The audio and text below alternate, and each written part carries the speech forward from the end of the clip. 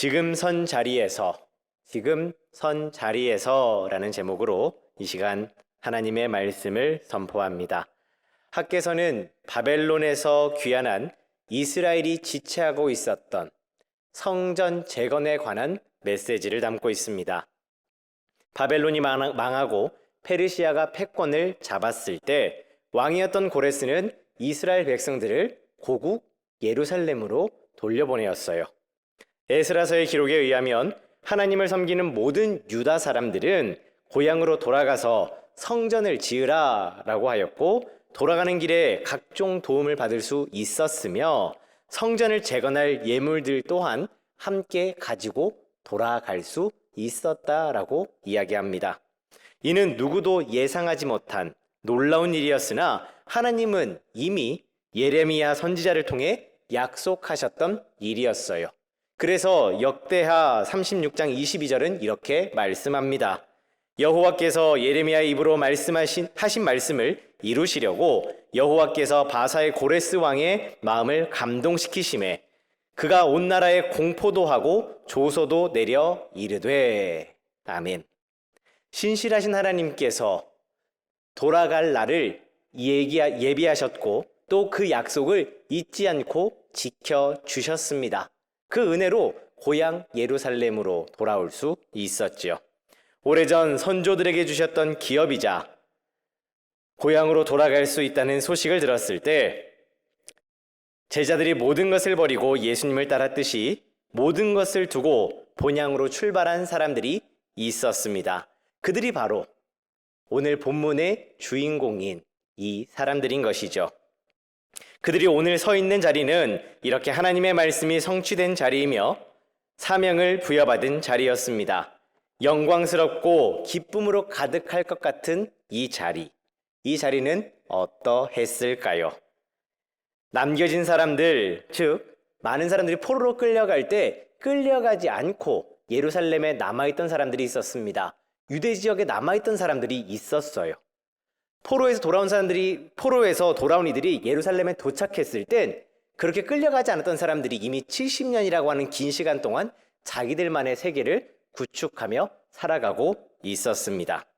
그들 가운데는 기득권을 가진 사람들도 있었어요. 그래서 돌아온 이들을 불편해했었죠.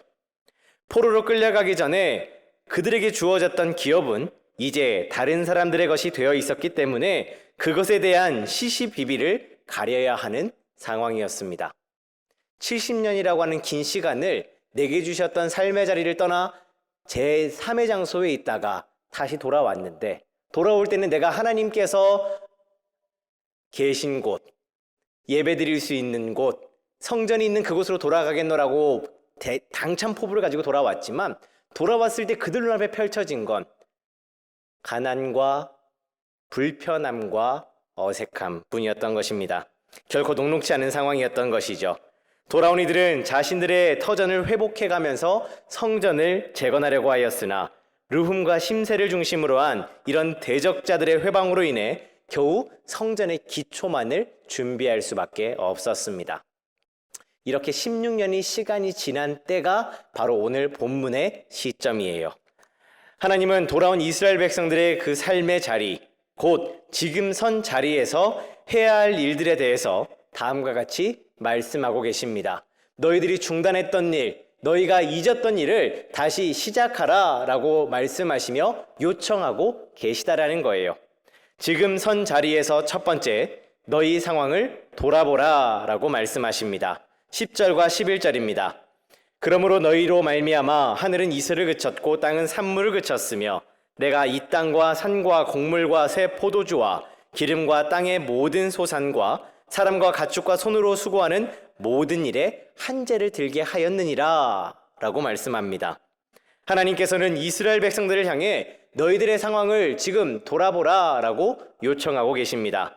이는 바벨론에서 돌아온 이스라엘 백성들이 현실적인 필요를 채우는 것에만 집착한 결과가 어떤 것인지를 지적하고 계신 것입니다.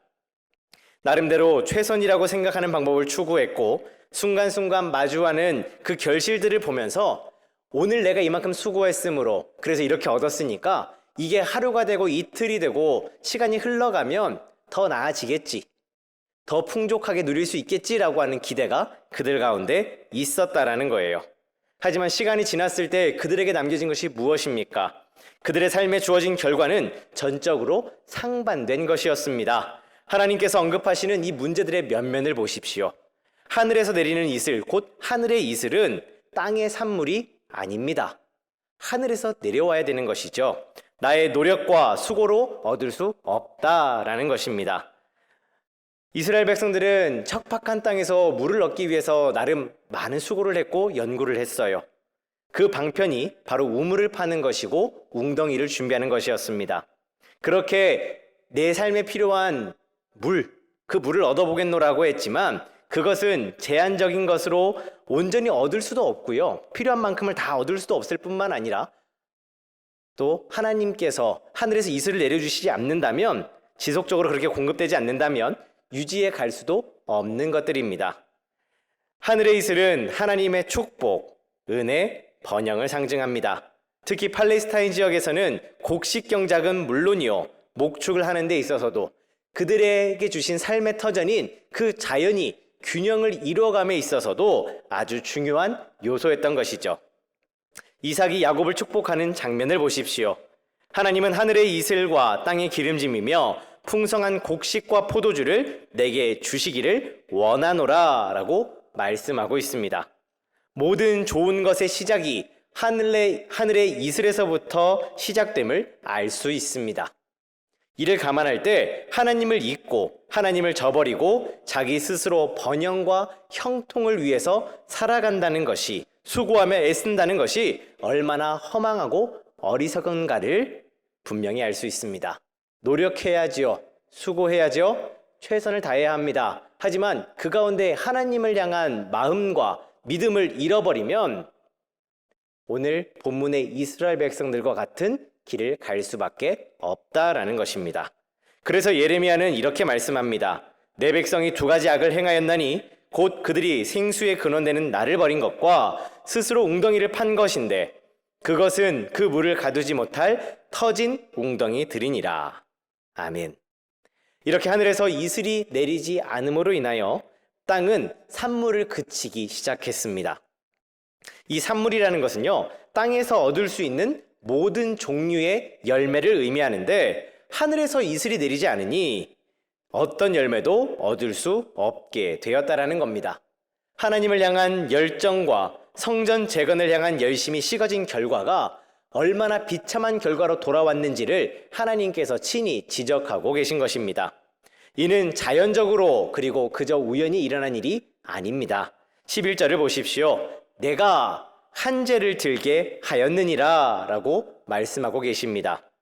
백성들 가운데 찾아온 한재, 곧 가뭄이 하나님으로부터 비롯되었다라는 걸 분명히 말씀하고 계시죠. 내가 너희들에게 한재를 보낸 것이야, 너희들에게 한재를 내린 것이다 라고 명확하게 말씀하십니다. 이 재앙이 하나님의 손에서 비롯되었다는 것이며 하나님 외에는 그 누구도 결코 바꿀 수 없음을 가르쳐 주십니다. 이와 같은 상황은 아합의 때에 분명히 보여주셨어요. 3년 6개월이나 비가 오지 않아서 그 땅이 가뭄으로 극에 달했을 때 이 가뭄이 누구로부터 시작되었는지, 그리고 누가 이를 해결할 수 있는지 엘리야 선지자를 통해서 분명히 보여주시지 않았습니까? 여기서 한재라고 번역된 단어와 4절과 9절에 나오는 성전의 황폐함을 나타내는 단어는요, 동일한 단어에서 시작됩니다. 즉 이스라엘 백성들이 하나님에 대한 무관심으로 성전을 황폐하게 한 결과 하나님은 백성들의 땅을 비롯한 모든 일에 한재를 불러오셨다라는 거예요. 즉 성전의 황폐함과 11절에서 언급하는 한재, 곧 가뭄이 무관하지 않다라는 겁니다. 이는 성전이라는 건물을 세우기 위해서 주시는 말씀이 아니라 백성들이 잃어버린 본래의 역할을 되찾게 하시려는 방편이었습니다. 사랑하는 남부가족 여러분, 눈앞에 놓인 현실적인 필요에 집착하여 성도로서 해야 할 일들을 놓쳐버릴 때 주어질 결과가 무엇인지 오늘 본문은 우리들에게 명확하게 말씀합니다. 탕자가 아버지의 집을 떠나서는 비참한 삶을 살 수밖에 없었던 것처럼 가지가 나무에 붙어 있지 않으면 결국 말라버려서 불에 살라질 수밖에 없는 것처럼 성도가 하나님을 떠나며 예수님을 떠날 때 초래하게 될 결과가 어떤 것인지를 오늘 하나님께서는 분명히 말씀하고 계시다라는 거예요. 너희가 선자리에서 너희의 상황을 돌아보라. 너희는 분명히 열심히 수고하고 애썼지만 손에 무엇이 남아있느냐? 지금 너희가 당면한 어려움이 그저 너희가 노력하지 않아서 수고하지 않아서 이루어진 일이 아니다. 너희가 놓치고 있는 것이 무엇인지를 깨닫기를 바란다라고 학계를 통해 애타게 말씀하고 계신 것이죠. 여러분, 그렇다면 우리들의 상황을 돌아봅시다.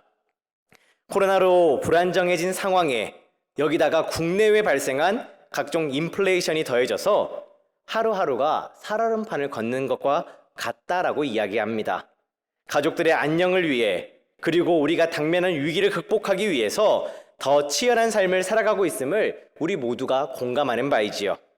하지만 이런 이유들로 내 삶에 너무나도 집중한 나머지 본질에서 멀어져 가고 있진 않으셨는지요?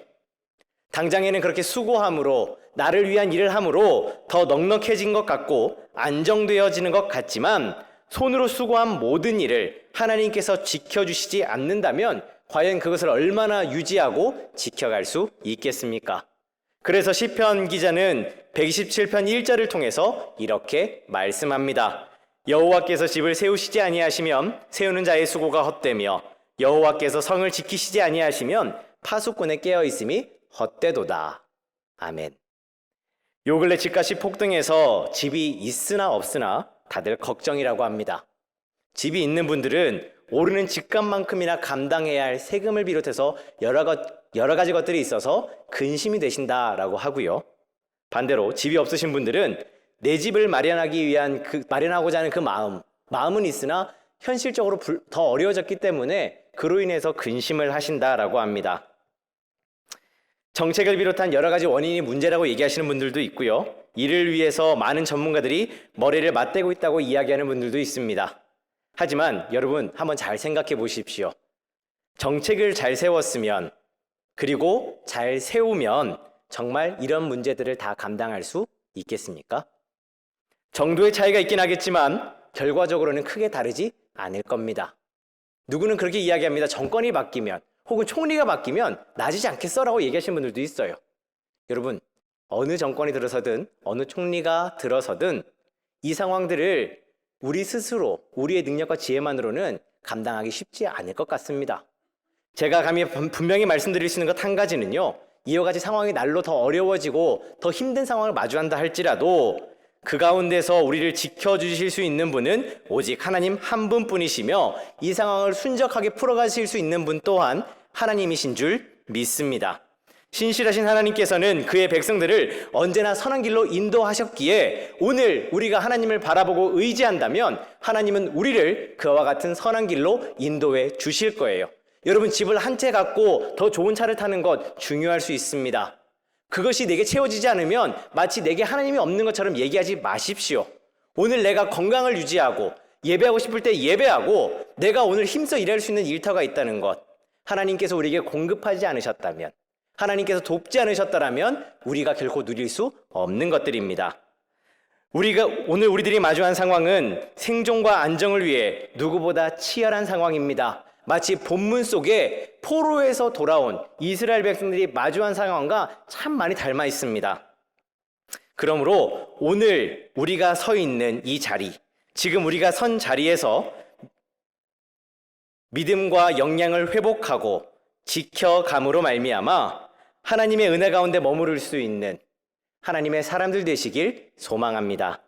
지금 선 자리에서 두 번째, 우선순위를 회복하라라고 말씀하십니다. 2절 말씀입니다. 만군의 여호와가 이같이 말하여 이르노라. 이 백성이 말하기를 여호와의 전을 건축할 시기가 이르지 아니하였다 하느니라. 아멘. 학계를 통해 이스라엘에게 너희들의 상황을 한번 돌아봐 라고 문제를 제기하신 하나님께서는요, 두 가지 해결책을 주셨어요. 그 중에 첫 번째가 뭐냐 하면 너희들의 우선순위를 회복하라 라는 겁니다. 지금 백성들을 보십시오. 아직 성전을 재건할 때가 이르지 않았다라고 이야기합니다. 백성들은 눈앞에 있는 어려움으로 인해서 성전을 재건할 시점을 하나님께 여쭤보지 않고 스스로 단정짓고 있어요. 하나님을 향한 열심을 가지고 성전을 건축하겠다라고 결단했던 다윗도 하나님의 뜻과 때를 여쭙고 하나님께서 거절하셨을 때 아쉬움과 서운함 속에서도 순종했는데, 지금 귀환한 백성들은 스스로 그 성전 재건할 시기를 결정하고 있다라는 겁니다. 이는 곧 삶의 주도권과 선택권이 나에게 있음을 드러낸 것이고, 하나님께서는 이런 이스라엘 백성들의 태도를 꼬집어 말씀하고 계신 것입니다. 앞서 서론에서 말씀드렸던 것처럼 포로에서 돌아온 이스라엘 백성들에게는 참 많은 어려움이 있었습니다. 그 어려움으로 인하여 성전 재건을 미루고 있었는데, 그 이유가 이제는 핑계가 되어서 해야 할 일들을 방관하게 한 것이죠. 하나님께서 이런 상황을 모르셨겠습니까? 돌아온 백성들이 치열하게 하루하루를 살아가고 있음을 누구보다 잘 아셨을 거예요. 마치 자녀는 부모의 마음을 다 헤아리지 못하고 부모의 생각에 절대 미치지 못하는 것처럼, 하지만 반대로 부모는 자녀의 살아가는 데 있어서 필요한 부분들을 완벽하게 채우지는 못해도 이때쯤 되면 이게 필요하겠구나, 무엇을 더 준비해 줄까라고 고민하며 앞서 생각하는 것처럼, 하나님께서 왜 이스라엘 백성들의 상황을 헤아리지 못하셨겠냐는 거예요. 누구보다 잘 알고 계셨을 겁니다. 단지 백성들이 집을 먼저 세우는 것을 책망했던 것이 아니라는 거예요. 하나님께서는 이런 이스라엘 백성들을 가리켜서 내 백성이라고 말씀하지 않으시고 이 백성이라고 말씀하십니다. 지금 하나님께서는 이스라엘 백성들과 상당한 거리를 두고 계시며 그들의 태도를 책망하고 계십니다. 이 백성이라는 이 표현이 참 두려운 표현이에요. 여러분, 광야에서 이스라엘 백성들에게 불안감이 찾아왔을 때 금송아지 신상을 세우고 우상 숭배를 했었죠. 그때 하나님께서 그들을 향해 뭐라고 하셨냐면 내 백성이다 라고 말씀하지 않으시고 이 백성이다 라고 말씀하셨어요. 저 백성이라고 말씀하셨습니다. 나와 상관없는 이들이라고 말씀하셨어요.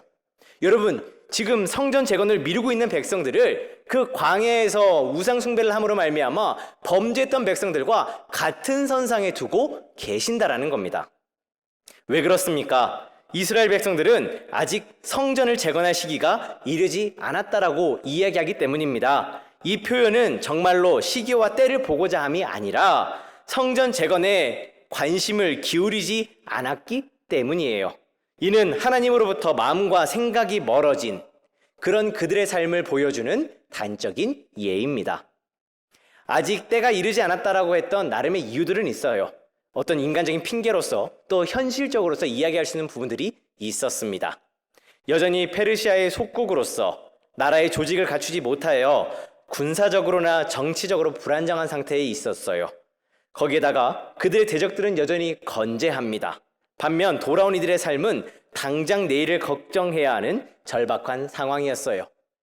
누가 보더라도요, 그렇지, 조금 더 이따 하자라고 이야기할 법한 그런 상황인 것은 맞습니다. 허나 이들이 놓친 것이 하나 있었으니 고레스를 통해 다시 본국으로 돌아오게 하신 분이 바로 하나님이셨다라는 거예요. 바벨론 제국이 고레스에 의해 무너지지 않았다면, 그리고 그를 통해서 이스라엘 백성들을 돌려보내시지 않았다면 결코 스스로의 능력과 판단으로는 돌아올 수 없었던 자들입니다. 하나님의 은혜를 입어서 돌아왔는데 하나님의 은혜를 어느덧 현실에 있는 그 치열한 삶의 자리에서 놓쳐버린 것이죠. 하나님께서 이렇게 이스라엘 백성들을 본토로 귀환시키신 것은 그들을 하나님을 섬기는 신앙 공동체로 세우시기 위함이었으며, 돌아온 이들도 이 사실을 너무나 잘 알고 있었기 때문에 다음 해에, 돌아온 그 이듬 해에 바로 성전의 기초를 놓음으로 재건을 시작하고자 하였습니다. 사랑하는 남부가족 여러분, 이처럼 우선순위를 망각한다는 것은 참 무서운 일입니다. 사명감으로 충만하여 모든 것을 두고 하나님을 쫓았던 사람들도 한순간에 현실이라는 틀 속에 가둬버립니다. 이스라엘 백성들이 우선순위를 망각하게 된 이유가 그들의 대내외적인 환경과 밀접한 연관이 있었음을 생각해 볼 때 오늘 말씀을 나누는 우리들에게도 중요한 한 가지를 가르쳐 줍니다. 우리가 하나님의 일을 감당함에 있어서 인간적인 형편과 사정을 내세우는 것은 하나님의 일을 인간이 한다고 생각하기 때문입니다. 하나님의 일은 하나님의 능력으로 하는 것입니다. 하나님께서 친히 이뤄가시는 것입니다. 그래서 스가랴서 4장 6절은 우리들에게 이렇게 말씀합니다. 만군의 여호와께서 말씀하시되 이는 힘으로 되지 아니하며 능력으로 되지 아니하고 오직 나의 영으로 되느니라. 아멘. 우리들에게도 비전 2027이라는 중요한 사명을 주셨고 메신저 뉴스라는 좋은 컨텐츠를 주셨어요.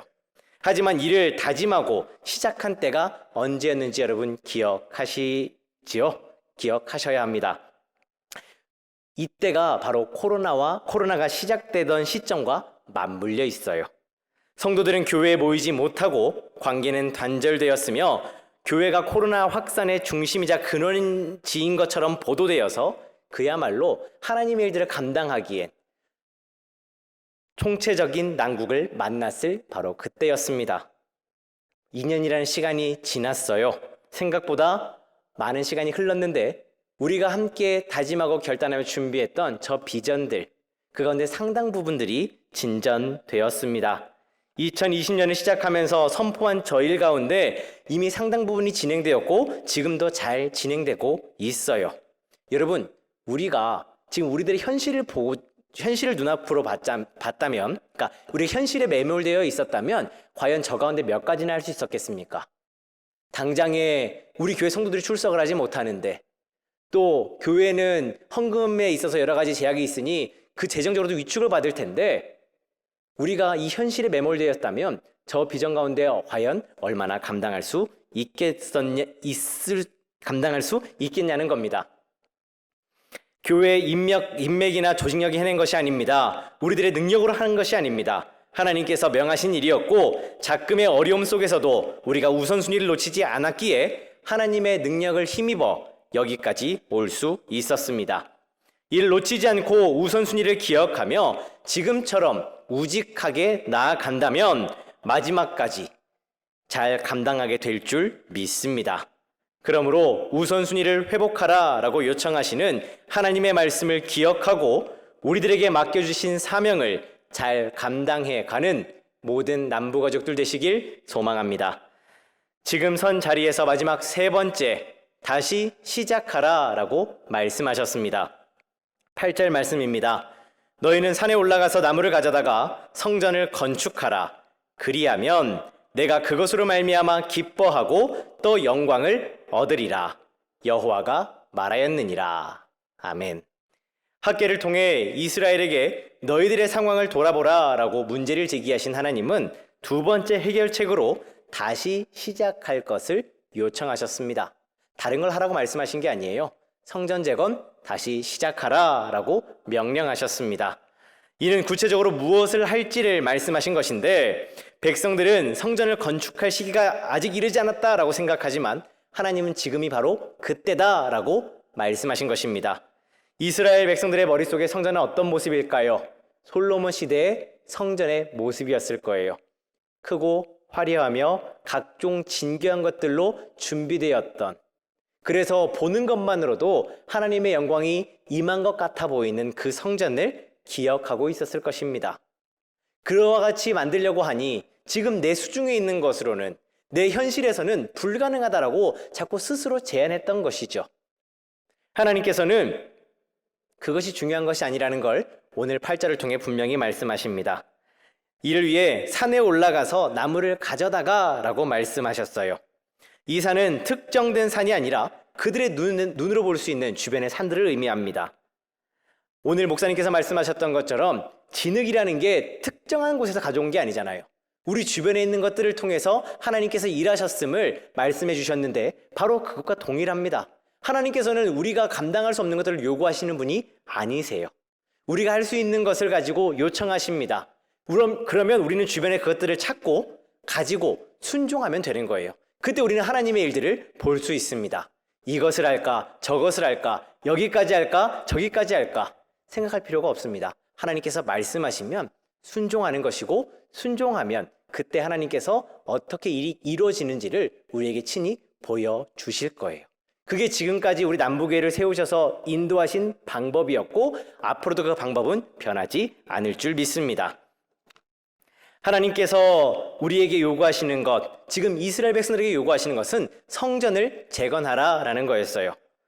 그 성전을 통해서 뭐라고 말씀하시냐면 기뻐하며 그것으로 말미암아 내가 기뻐하며 영광을 받겠다라고 말씀하고 계십니다.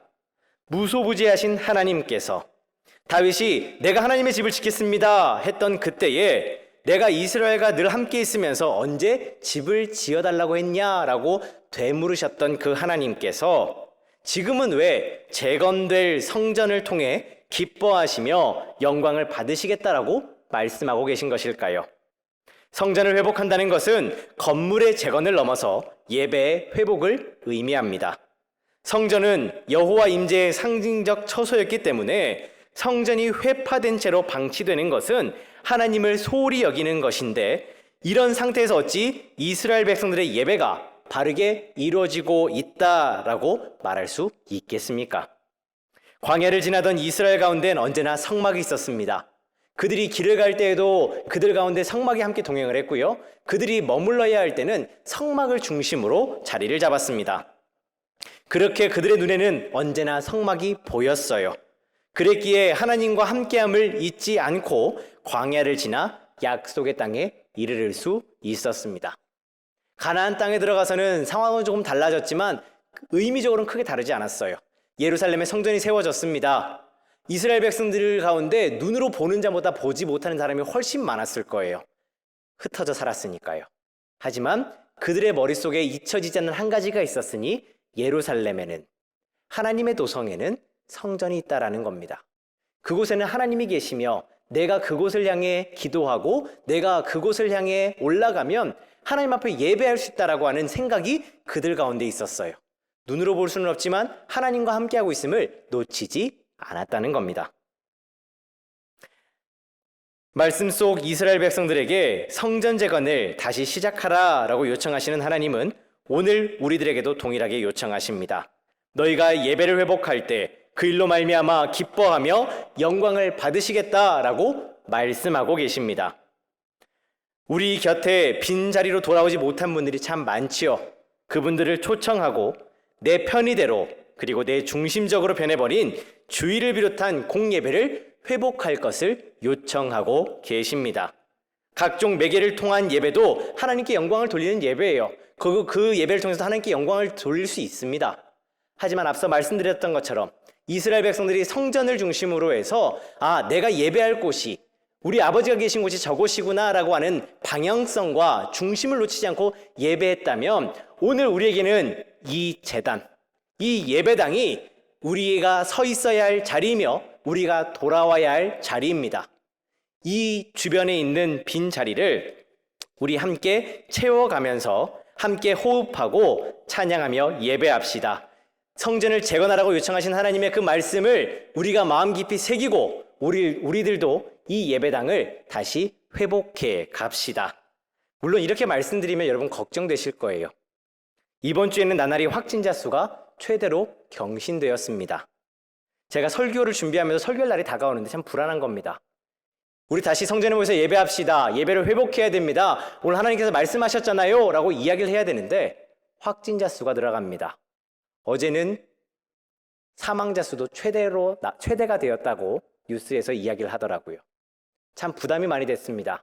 그런데 기도하면서 하나님의 말씀이니 전할 테니 하나님 책임져 주세요 라는 마음으로 올라왔습니다.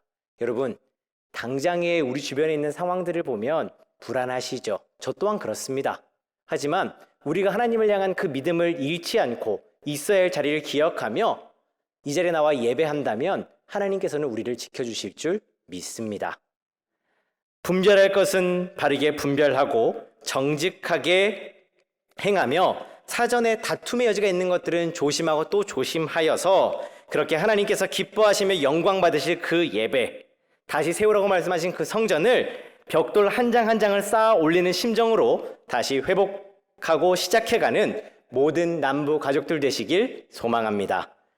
오늘 말씀을 맺습니다. 하나님께서는 학계 선지자를 통해 이스라엘 백성들이 돌아와 지금 서 있는 그 자리에서 자신들의 상황을 돌아보며 점검하고 우선순위를 회복하여 다시 성전 재건을 하여 하나님 중심으로 살아가라라고 요청했습니다.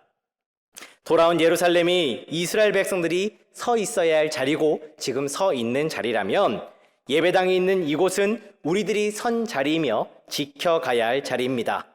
이곳에서 우리들의 상황을 돌아봅시다. 여전히 우리 주변에 있는 빈자리가 참 많습니다. 근데 이 빈자리들이요, 정말 코로나라고 하는 한 가지 이유 때문에 비어있는 것일까요? 여러분 스스로 한번 질문해 보시기 바랍니다. 봉사하고 수고하는 손길들이 줄어가고 있다라고 이야기를 합니다. 이게 그저 시대적인 흐름 때문이라고 여러분 생각하시나요? 우리는 이런 이유들에 대해서 이런 문제에 대한 이유를 밖에서 찾아가고 있지만 하나님께서는 우리 안에서 그 이유를 찾고 계십니다. 그리고 오늘 말씀을 통해 분명히 말씀해 주셨습니다. 그러므로 우리 모두 우선순위를 회복해 갑시다. 그리고 온전한 예배를 위해서 우리 다시 힘써 시작합시다. 제가 말씀을 준비하며 오늘 이 예배를 준비하면서 그동안 은혜가 됐던 한 부분을 나누면서 말씀을 마치려고 합니다. 코로나가 창궐해도 주변의 교통 상황이 참 많이 열악해지고 있죠. 그래서 우리가 저녁 예배를 드리지 못하고 이제는 오후 2시로 예배 시간을 옮겨서 예배를 드리고 있습니다. 3부 예배를 마치고 오후 예배를 드릴 때까지 각종 회의와 부서 업무로도 벅차실 텐데 겨우 요기할 수 있는 빵과 우유를 먹으면서 오후 예배를 준비하시는 성도님들의 모습을 봤어요. 그리고 그 모습을 보면서 광야의 이스라엘을 떠올렸습니다. 만나와 메추라기를 먹기 위해서 335 가족별로 텐트를 치고 앉아 그것을 먹으면서 하나님께서 인도하시는 그 길, 여전히 광야에 있으나 하나님과 함께하고 있기에 내가 오늘도 나아갈 수 있다라고 고백하며 모여있던 이스라엘 백성들. 하나님께서는 그 이스라엘 백성들을 구름 기둥과 불 기둥으로 지키시고 보호하시며 인도해 주셨습니다.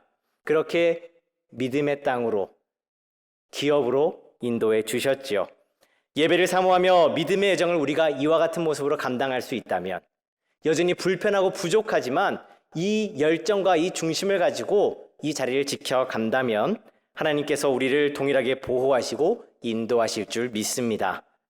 그러므로 오늘 주신 말씀을 통해 지금 선 자리에서 우리의 상황을 점검하고 우선순위를 회복하여 온전히 하나님 한 분만을 바라고 영광을 올려드리는 모든 남부 가족들 되시길 주님의 이름으로 축복합니다. 기도하겠습니다. 사명의 자리 그리고 축복의 자리로 저희들을 불러주신 하나님 감사합니다.